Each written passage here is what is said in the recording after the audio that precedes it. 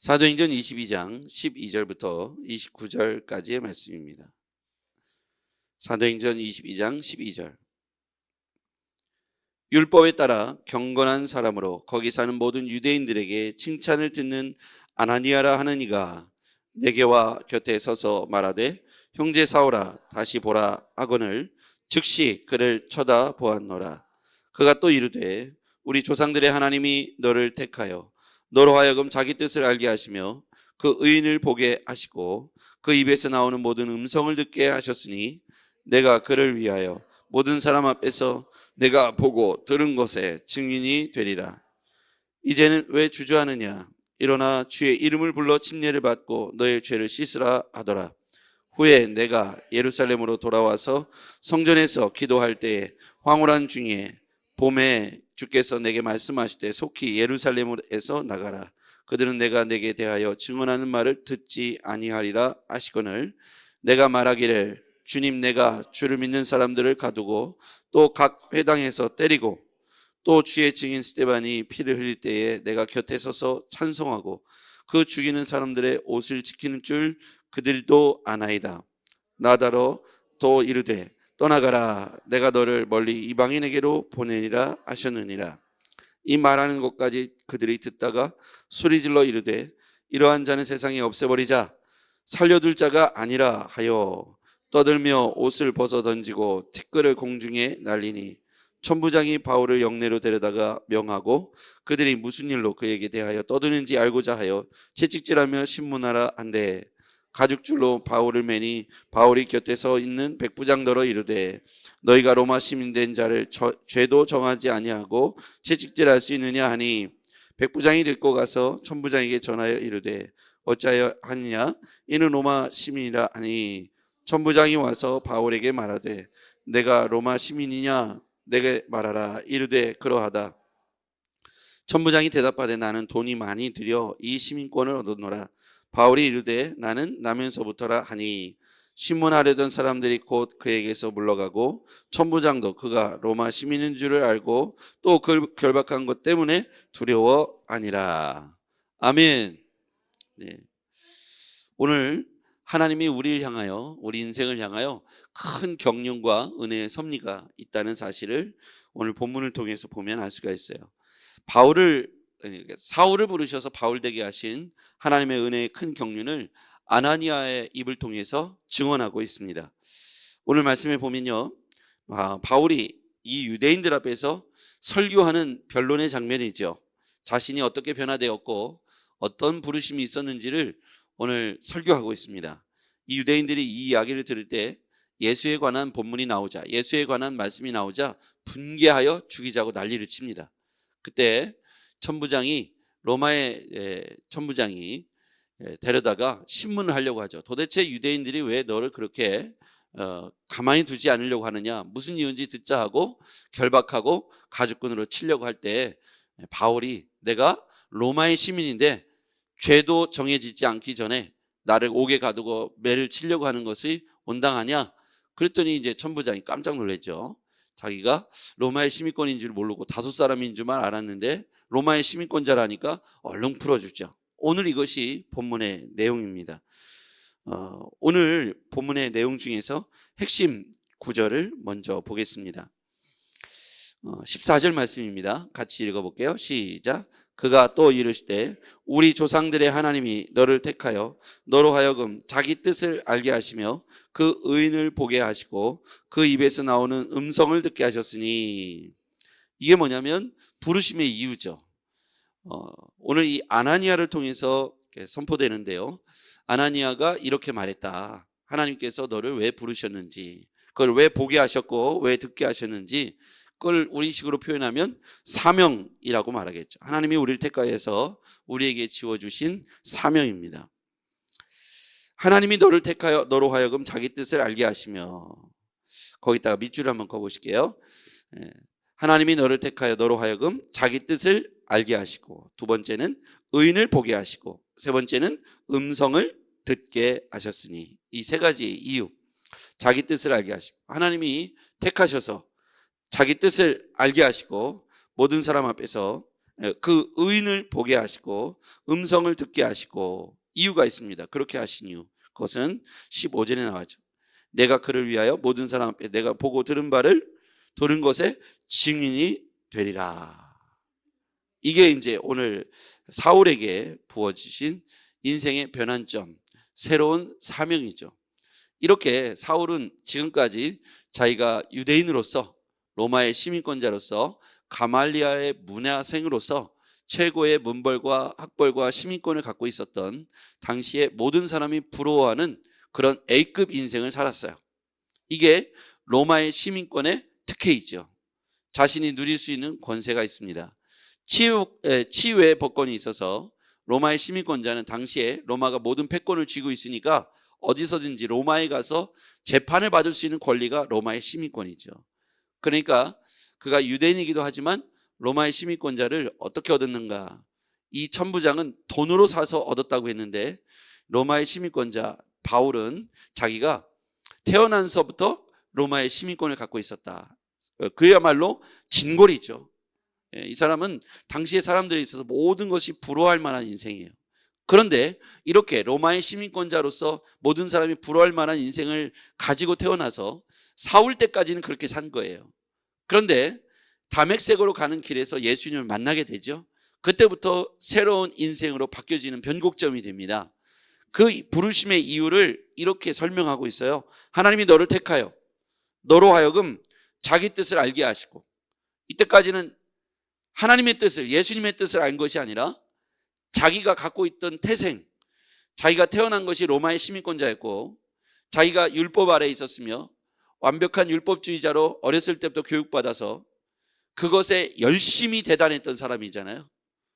그 열심을 채워나가는 과정에서 핍박을 했고 스데반의 죽음을 종용했고, 그리고 자기가 그렇게 인생의 방향을 한 방향으로 율법을 따라 사는 인생으로 굉장히 열심을 내었는데, 그것의 일환으로서 그 사명을 감당하는 것으로서 예수 믿는 사람들을 핍박하고 예수를 박해하고 그런 일을 했던 사람이죠.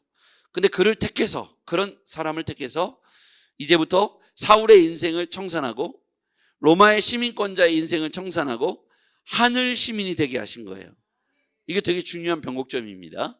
하늘 시민이 되게 하신 거예요. 로마의 시민권자가 하늘 시민권자가 된 거예요. 예수의 시민이 됐고 하나님의 자녀가 된 것입니다. 그리고 나서 새로운 인생의 변화를 말씀하셨어요. 내가 너를 택했다.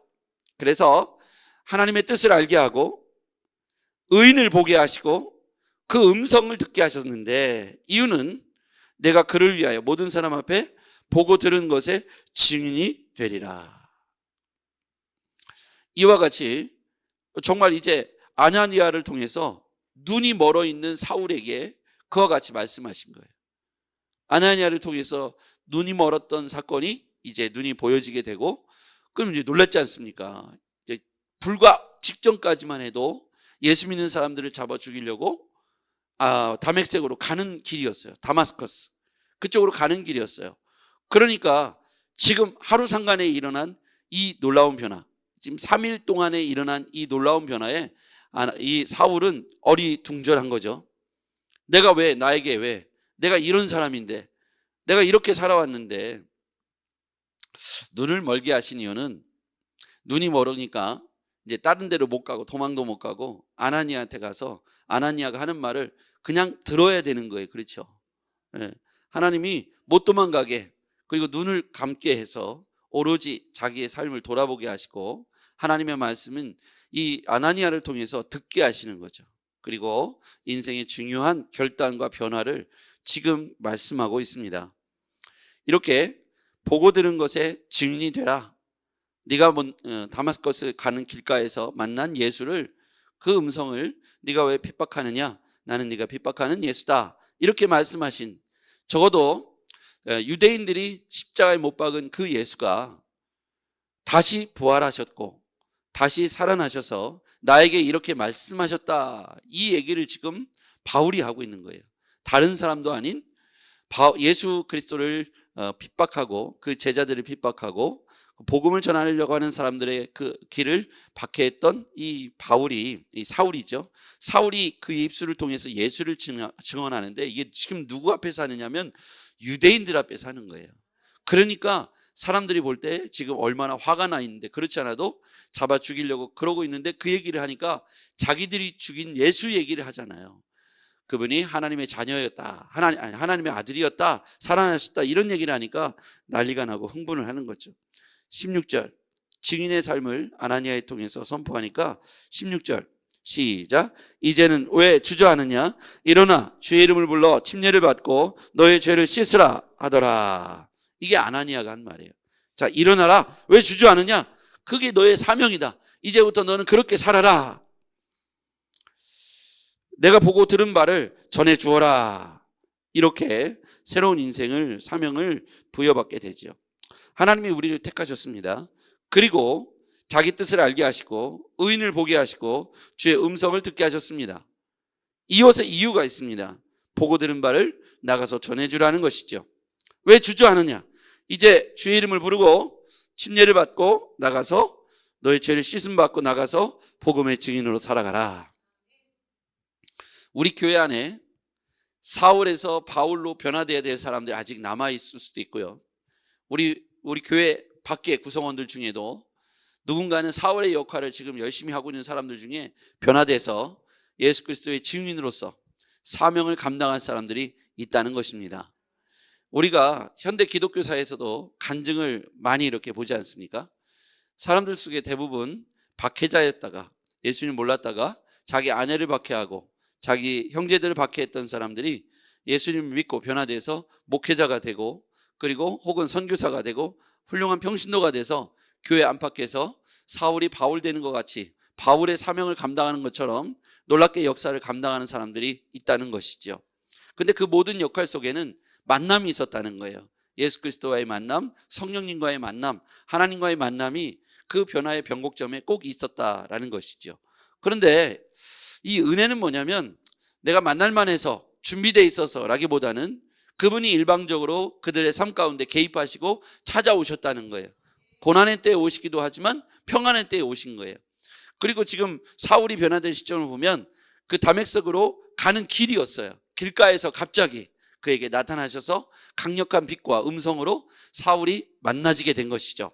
그리고 나서 아나니아를 통해서 하나님의 뜻을 이렇게 전달받게 됩니다. 그리고 일어나, 주저하지 말고 일어나, 네가 오늘 주의 이름을 듣고 침례를 받고 죄사함을 받고 이제부터 그렇게 삶의 방향을 바꿔서 살아가라. 생각해 보세요. 만약에 그렇지 않은, 아직 예수님 만나지 못한 사울에게 이 이야기를 했으면 아마 아나니아는 그 자리에서 죽었을 거예요. 유대인들에게 끌려가서 스데반이 투석형을 당했듯이 그렇게 죽임을 당했을 겁니다. 그런데 눈이 멀었고 또한 예수님을 만난 그 사건을 정확하게 이 사울이 기억하고 있기 때문에 불과 하루 이틀 상간의 얘기니까요. 그 상간에 있었던 예수와의 강력한 만남을 통해서 인생의 방향이 핍박자에서 복음의 증인으로 급격하게 변화된 것이죠. 이런 변화에 우리가 생각할 때 이 사람은 안 돼, 저 사람은 안 돼, 누구는 안 돼, 우리 교회 얘는 10년째 이러고 있어, 아직 5년 됐어, 그런데도 아직도 저러고 있어, 안 될 것 같아 라고 생각하는 건 우리의 판단입니다. 하나님이 하시면 만남의 시간을 갖게 되는데 이 만남의 시간은 우리가 생각하는 것처럼, 예를 들어서 제가 목양실에 앉아있는데 우리 목사님을 지금 네가 만나야겠다, 목양실에 와서 만날 필요가 없는 거예요. 그분은 삶의 자리로 찾아오시는 거예요. 여러분이 있는 가정으로 가시고 직장으로 가시고 운전할 때 그 공간 안으로 찾아가십니다.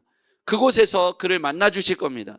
그래서 우리는 기도해야 돼요. 하나님, 우리 누구누구 아무개를 만나 주시옵소서. 하나님, 나를 만나 주시옵소서. 그럼 하나님께서 찾아가시면 사울이 바울 되는 거예요. 그리고 새로운 사명을 부여받고 시민권이 바뀌어지는 거예요. 로마의 시민권을 자랑하던 나면서부터의 로마의 시민권자가 이제 하늘 시민, 천국 시민이 돼서 그의 나팔수가 되어서 많은 사람들 앞에 복음을 전하는, 담대하게 전하는 하나님의 일꾼이 되는 겁니다. 사람의 힘과 능으로 될 것 같으면 사울은 애시당초 안 되는 사람이에요. 아주 악한 자 중에 최고로 악한 사람입니다. 근데 하나님께서 그를 통해서 들어 사용하십니다. 그러니까 전능하신 하나님이시죠. 21절 키워드가 나옵니다. 나더러 또 이르시되 떠나가라. 거기다 밑줄 그어보시거나 동그라미. 떠나가라. 내가 너를 멀리 이방인에게로 보내리라. 떠나가라. 보내리라. 이게 사명이잖아요. 떠나가라. 보내리라. 하나님께서 우리에게 사명을 부어주시는 겁니다. 주저 말고 부르심의 이 사명, 증언자로서의 사명, 증인으로서의 사명을 감당하라는 거예요. 주저하지 말라는 거예요. 머물러 있지 말라는 겁니다. 이게 하늘 시민권을 받은 사람들의 공통된 사명인 줄 믿습니다. 우리가 하나님의 은혜를 경험했다면 우리의 삶의 자리로 가서 Go and make disciples. 너는 가서 제자를 삼아. 오늘 우리가 아까 읽은 암송한 본문이 바로 그 세계 비전. 마태복음 28장 19, 20절. 그러므로 너희는 가서 모든 민족으로 제자를 삼아 아버지와 아들과 성령의 이름으로 침례를 베풀고 이렇게 돼 있지 않습니까? 그러므로 너희는 가서 Go and make disciples. 이게 제가 마지막 우리 안산 상록교회에서 고별 설교했던 내용입니다. Go and make disciples. 너는 가서 제자 삼으라. 우리 교회가 세워진 모토이기도 하죠. 가서 제자 삼으라. 우리가 예배당에서 은혜를 받고 성령을 받았다면 이제 우리의 삶의 현장 속에 들어가서 파송된 선교사로 내 가정과 내 직장 안에서 내 사업장 안에서 복음의 빛을 발해야 될 줄 믿습니다. 우리가 입을 다물면 사명을 감당하지 않는 것이죠. 하나님 나라에서 손해입니다. 내가 너를 택해서 불렀는데 내가 너에게 보여주었고 깨닫게 하고 또 만나주셨는데 입을 딱 다물어 버리면 아까 성경에 그랬잖아요. 내가 하나님이 너를 택하여 너로 하여금 자기 뜻을 알게 하시고 의인을 보게 하시고 음성을 듣게 하셨는데 그를 위하여 모든 사람 앞에 내가 보고 들은 것에 증인이 되리라. 왜 주저하느냐? 오늘 우리에게 다 말씀하시는 거예요. 떠나가라. 가서 보내리라. Go and make disciples. 우리끼리만이 아니라 우리가 목장에서 우리 교회 안에서 은혜를 받았으면 삶의 자리에서 가정에서 또 다른 사울에게 예수 그리스도의 복음을 말해주어서 그가 하나님 앞에서 주의 나라를 위하여 영광스러운 도구로 쓰임받는 그 일에 우리가 전달자, 증인으로의 역할을 오늘도 감당하시기를 주의 이름으로 부탁드립니다. 기도하겠습니다. 하나님 감사합니다. 우리에게 주신 이 미션, 이 사명들을 잘 감당하게 도와주시옵소서. 가서 전하라는 말씀을 우리가 순종하게 도와주시고 모든 민족으로 제자 삼으라 이 말씀에 순종하게 도와주시옵소서. 우리 가정에서 우리 직장에서 만나는 사람들에게 우리가 복음의 메신저로 하나님 쓰임받게 하여 주시옵소서. 택한 그릇이 택한 자들, 오늘 우리가 그런 자들인 줄 믿습니다. 하나님 우리가 판단하지 않게 하시고 하나님께서 부르심에 우리는 순종하는 우리가 되게 하여 주시옵소서. 우리 주 예수 그리스도의 이름으로 기도했습니다. 아멘.